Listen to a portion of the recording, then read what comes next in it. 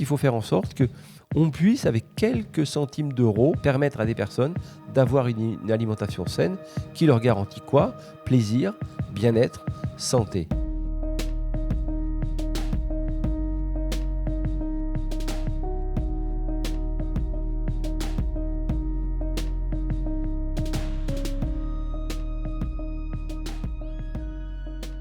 Thierry Marx, merci d'avoir accepté notre invitation. On est très heureux d'être là pour démarrer la semaine avec vous. Il y a tellement de choses à dire autour de vous. Alors, chef multi-étoilé, vous êtes le nouveau chef de Madame Brasserie à la Tour Eiffel. Alors, ça, c'est la première des choses. Vous avez monté un Thierry Marx Bakery. Alors, c'est 4 adresses à Paris. Et là, on parle vraiment de haute boulangerie, réellement. Et puis, ce restaurant Honor, qui est un restaurant gastronomique engagé. En fait, vous n'arrêtez jamais. C'est une spirale dynamique, on se passionne et puis finalement on place des objectifs, des projets et les choses s'enchaînent en gardant que la quintessence finalement qui est la valeur du produit que nous transformons, nos collaborateurs qui nous accompagnent dans ces projets.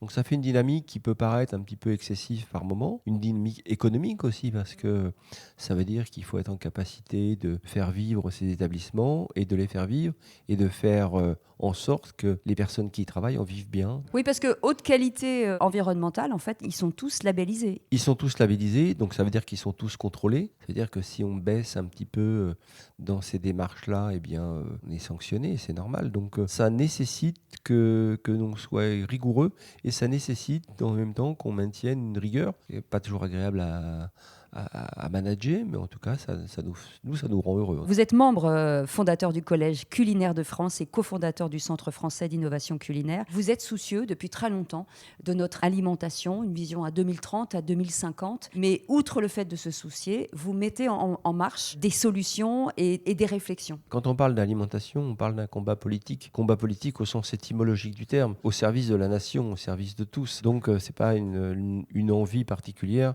de vouloir absolument être élu à quoi que ce soit. Oui, le collège culinaire qui fait un travail merveilleux avec les producteurs, les petits producteurs, les restaurateurs des fois qui n'ont pas suffisamment la parole dans ce circuit court.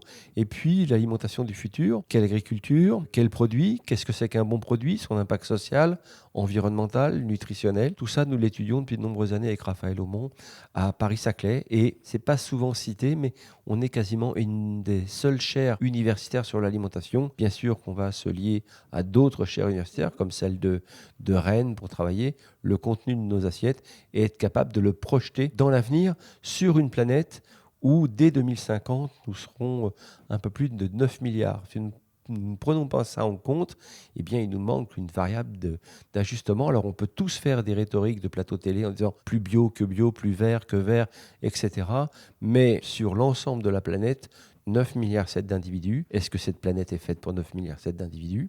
Et c'est pas nous qui devons sauver la planète, c'est la planète qui doit nous sauver. C'est qu'il faut inverser un petit peu la donne. La planète n'a pas besoin de nous. Donc il va falloir que nous construisions une alimentation durable avec un impact social fort, bien évidemment, un impact de transmission de la durabilité de ça, et en même temps d'être capable de mesurer est-ce que les aliments que nous mangeons nous maintiennent en bonne santé, dans un état physique suffisant pour continuer à faire nos activités, même en modifiant nos activités. Ça, c'est tout le travail que fait Raphaël Aumont et moi-même sur l'université. Je rebondis sur Raphaël Aumont puisqu'il est physico-chimiste. La science aujourd'hui va travailler au service de l'alimentation. Je me suis rendu compte que finalement énormément de choses, de gestes étaient déjà dans la nature. Il fallait juste créer des associations. Comment ça se passe? On travaille avec des gens qui regardent un peu la biodiversité, qui font du biomimétisme. Raphaël dit souvent, la nature a des milliards d'années de recherche et développement que nous n'aurons jamais sur la protection des espèces, sur la biodiversité, etc. Il faut en tenir compte et puis projeter un petit peu les choses.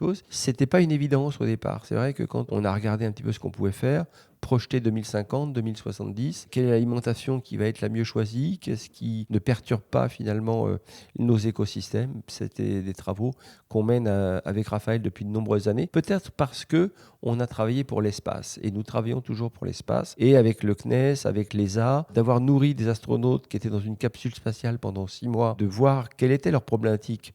Bien manger, rester en bonne condition physique avec l'alimentation qu'ils avaient, ce qui n'est pas notre cas, nous les terriens. Ne pas avoir de déchets, que la planète produit trop de déchets et aujourd'hui on ne sait plus quoi en faire. Problématique de l'eau, problématique de la commensalité. Manger avec les autres pour vivre avec les autres. Ça paraît être une anecdote, mais c'est absolument nécessaire de se dire, comment toutes ces expériences spatiales on va pouvoir les transposer pour les terriens. Et c'est un astronaute qui s'appelle Jean-François Clairvoy qui nous a dit, mais tout ce que vous allez faire pour l'espace sera beaucoup plus utile pour ce que vous allez pouvoir développer. On a développé énormément de choses en start-up aujourd'hui qui nous montrent bien qu'on avait raison de prendre cette voie-là. On a appris pas mal de choses. On nous a toujours dit, pour une mousse au chocolat, on ne mélange pas le chocolat avec de l'eau.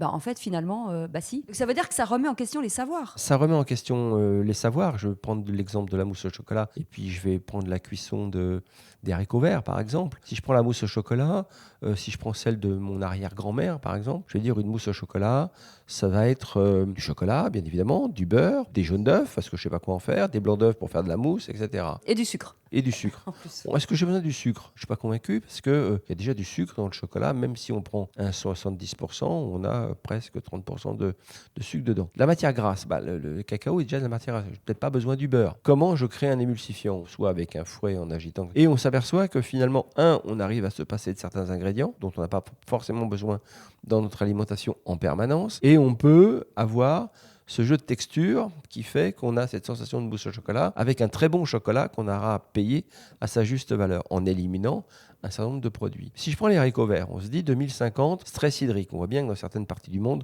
le stress hydrique est déjà là. Si je prends un manuel de cuisine de mon époque, même de l'époque actuelle, 1 kg de haricots verts, 10 litres d'eau avec beaucoup de sel et 1 litre d'eau pour les refroidir avec des glaçons pour fixer la chlorophylle. Si on fait l'expérience, ça ne marche pas. Donc, vaut mieux se dire, c'est quoi un haricot vert? Un haricot vert, c'est 80% d'eau, en moyenne un peu plus même. Vous mettez un peu de matière grasse, vous avez une très bonne casserole avec de bons matériaux, un tout petit peu d'eau, mais vraiment minimum, et un très bon couvercle. Et vous allez voir que l'eau contenue dans les haricots verts, finalement, va se libérer et vous aurez des haricots verts cuit, pas al dente, parce que c'est les pâtes qu'il doit être al dente. Si le haricot vert est encore trop croquant, c'est que la cellulose n'est pas fondue, on n'est pas des ruminants, donc comment on va éliminer ça? Donc vous voyez, c'est de remettre en question. Alors pour remettre en question, il faut déranger des cercles, il faut accepter de prendre des coups. Ce qui vous est arrivé? Ah oui, bien sûr, mais pas qu'à moi. Quand vous dérangez des cercles et que vous êtes créatif, on vous tape dessus, c'est parce que vous dérangez une connaissance qui a été établie par d'autres. Donc il a fallu avancer là-dessus, garder le cap et en même temps accepter la critique parce que ça fait partie de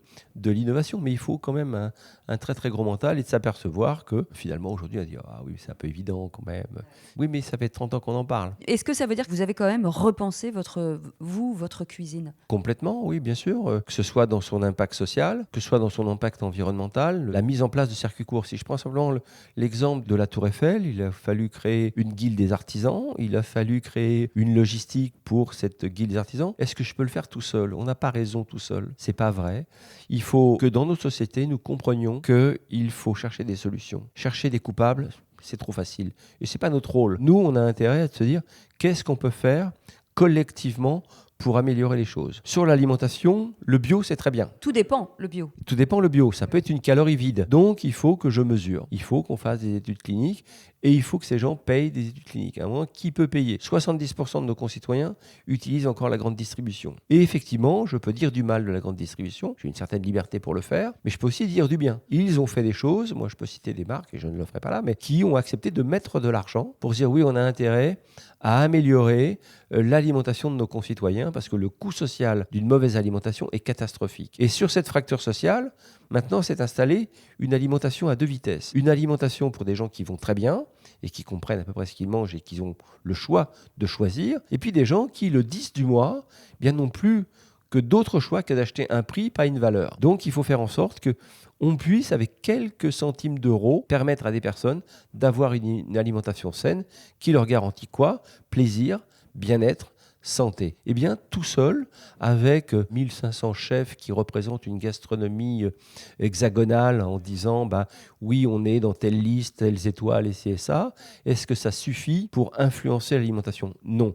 C'est un vecteur d'attractivité, mais ça ne suffit pas. Donc, il faut mener des combats. Quand vous menez des combats, vous prenez des coups. Et vous dites, mais vous êtes ami avec la grande distribution? Je ne suis pas ami. J'ai pas en tout cas, ça va dans le bon sens. Cherchons des solutions, pas des coupables.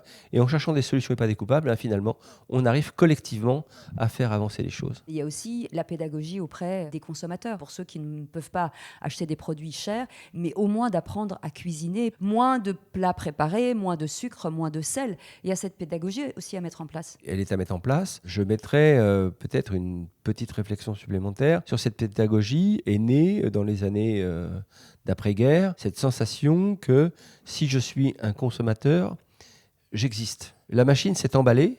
Maintenant, on est devenu des surconsommateurs. Quand on parle de pouvoir d'achat, on oublie que dans pouvoir d'achat, il y a pouvoir. Il faut se dire, est-ce que je peux convaincre des gens de mieux manger ? C'est pas suffisant comme propos. Pourquoi ? Parce que des personnes ont ce sentiment de déclassement. Je ne peux pas acheter comme les autres. Pourquoi vous voulez me donner des leçons de vie ou de nourriture ?